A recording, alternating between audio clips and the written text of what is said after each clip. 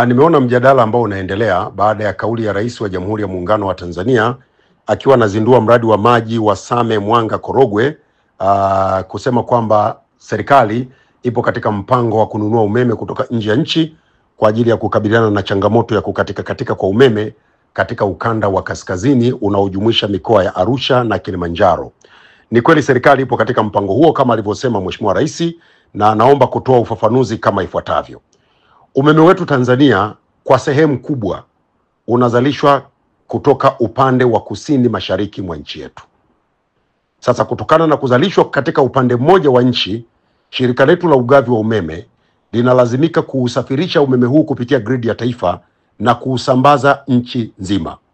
Sasa gridi yetu ambayo inaunganisha kwenda upande wa kaskazini mwa nchi ndio gridi ndefu, na kutokana na urefu huo kumekuwa na upotevu mkubwa wa umeme. Sasa pamoja na kuwepo upotevu mkubwa wa umeme na ikijumuisha na changamoto za uchakavu wa miundombinu, imesababisha tatizo kubwa lisilokwisha la ukanda wa kaskazini la kukatika kwa umeme.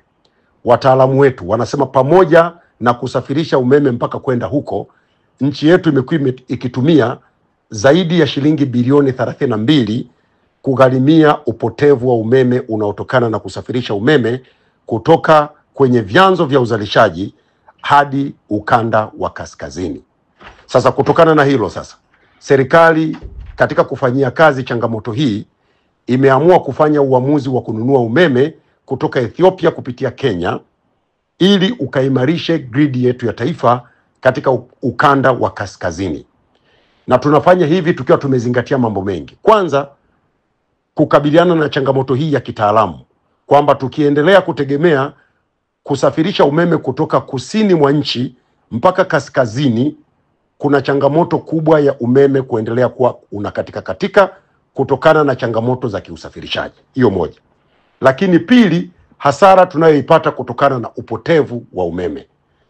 Sasa kwa nini tunafanya hivyo? Tunafanya hivi kwa sababu wataalamu wanatueleza kwamba tukiunganisha gridi yetu upande wa kaskazini na umeme unaotoka Ethiopia kupitia Kenya, tutakuwa tumepata umeme imara na tutawaondoa wenzetu wa Kilimanjaro na Arusha katika adha ya kukatika kwa umeme. Wengi watahoji kwa nini tunatumia pesa hizo nyingi. Hesabu zimefanyika. Nchi yetu ni mwanachama wa umoja wa gridi ya ukanda wa kaskazini mwa Afrika, ambako tuna makubaliano ya kuuziana umeme kwa gharama nafuu. Na umeme tunaoununua una gharama nafuu. Tena ni gharama nafuu zaidi hata baadhi ya vyanzo vyetu ambavyo kwa sasa vinazalisha umeme nchini kwetu. Kwa hiyo ni umeme ambao hautupi mzigo serikali.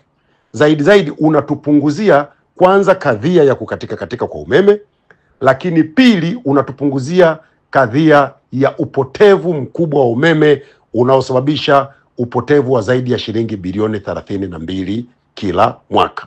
Naomba itambulike kwamba kusafirisha umeme kutoka ukanda wa kusini mwa nchi yetu kwenda mpaka Arusha kumekuwa kukisababisha upotevu wa takriban megawati 20. Yaani tukitoa megawati 100 kutoka kwenye mitambo yetu kwenda Arusha, kule Arusha zinafika megawati 80. Sasa wapo watu wanauliza kwa nini umeme utoke Ethiopia uwe nafuu na usiwe nafuu wa kutoka kusini mashariki mwa Tanzania.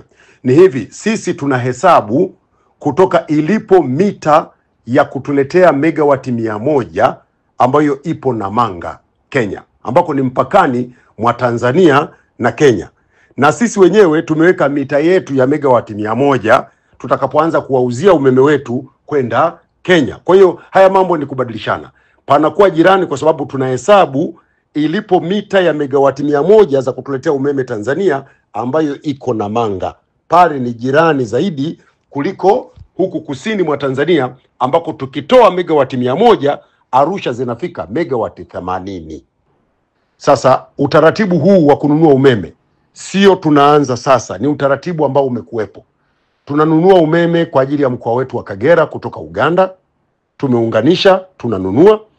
Lakini pia tunanunua umeme kwa ajili ya mkoa wetu wa Rukwa kutoka nchi jirani ya Zambia, na pia tunanunua umeme kutoka Kenya kwa ajili ya wenzetu wa Tanga. Kwa hiyo ni utaratibu ambao umekuwa ukitumika, na ni vizuri Watanzania wakajua kwamba kununua umeme katika maeneo ya jirani mwa nchi yetu inatusaidia pia kuwa na njia mbadala pale tunapokuwa na changamoto za grid yetu ya taifa, kwamba tunaweza tukaunganisha na umeme kutoka jirani na tukatatua changamoto zetu, ama wakati tunatatua changamoto zetu tukatumia umeme kutoka nchi za jirani. Na ni kwa kutambua hili, hata katika mkutano wa wakuu wa nchi wa Afrika uliofanyika hapa jijini Dar es Salaam, wakuu wa nchi za Afrika wamekubaliana kushirikiana katika usambazaji wa umeme.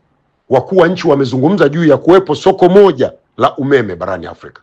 Manake nchi moja iwe inaweza kuiuzia nchi nyingine. Sisi nchi yetu tayari tuna njia ya umeme tumeijenga kwenda Kenya. Tunaweza kupeleka umeme Kenya kupitia kwenye njia yetu, lakini na Kenya nao wanaweza kutuletea sisi. Kwa changamoto tulionayo Arusha, tumeona tuuchukue umeme ambao unatoka Ethiopia. Na niwakumbushe watu, Ethiopia ndio nchi yenye umeme wa gharama nafuu zaidi. Wanazalisha umeme mwingi kupitia kwenye bwawa lao, takriban ni megawati 6,000. Sisi tunazungumza megawati 2,115 kutoka bwawa la Nyerere. Wenzetu wanazalisha megawati 6,000 kutoka kwenye mradi mmoja. Kwa hiyo wanausambaza, unapita Kenya, unakuja kwetu, tunautumia na ni wa gharama nafuu. Tumelinda maslahi ya nchi, tuko makini kwenye hilo. Lakini jingine kubwa na muhimu ni kwamba tunaendelea pia kujenga njia za kwenda kwenye nchi za wenzetu. Tayari nchi majirani Rwanda na Burundi wameshaomba tuwe na mikataba ya kubadilishana umeme ama kuuziana umeme.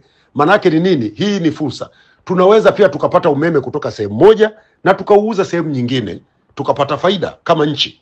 Kwa hiyo ni utaratibu wa kawaida. Naomba niwatoe hofu wa Tanzania kwamba hii ni njia ya kawaida ya kitaalamu ya kuhakikisha tunasimamia umeme, na sio Tanzania peke yetu tunaofanya hivi. Nchi nyingi zinafanya hivyo. Ni moja ya afua muhimu za kuhakikisha nchi inakuwa salama kwa nishati.